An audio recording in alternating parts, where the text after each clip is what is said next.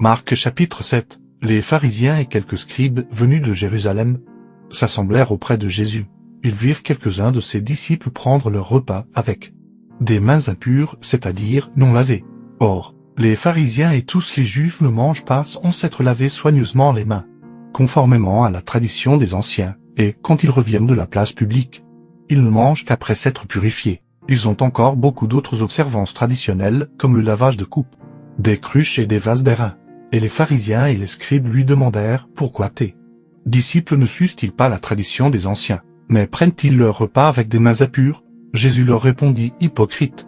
Ésaïe a bien prophétisé sur vous, ainsi qu'il est écrit, ce peuple m'honore des lèvres, mais son cœur est éloigné de moi.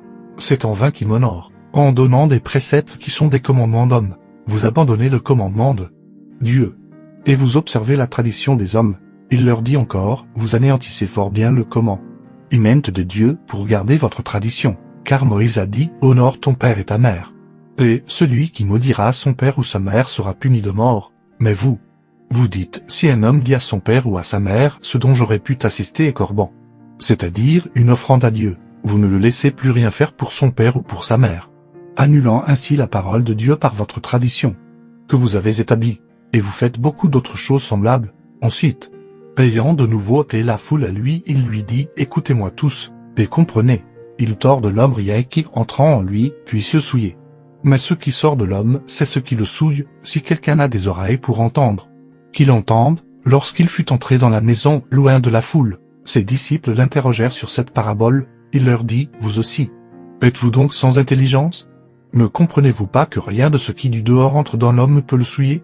Car cela n'entre pas dans son cœur, mais dans son ventre, puis s'en va dans les lieux secrets, qui purifie tous les aliments. Il dit encore, ce qui sort de l'homme, c'est ce qui souille l'homme, car c'est du dedans, c'est du cœur des hommes, que sortent les mauvaises pensées, les adultères, les impudicités, les meurtres, les vols, les cupidités, les méchancetés, la fraude, le dérèglement, le regard envieux, la calomnie, l'orgueil, la folie.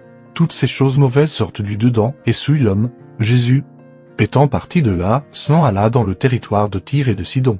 Il entra dans une maison, désirant que personne ne le sût.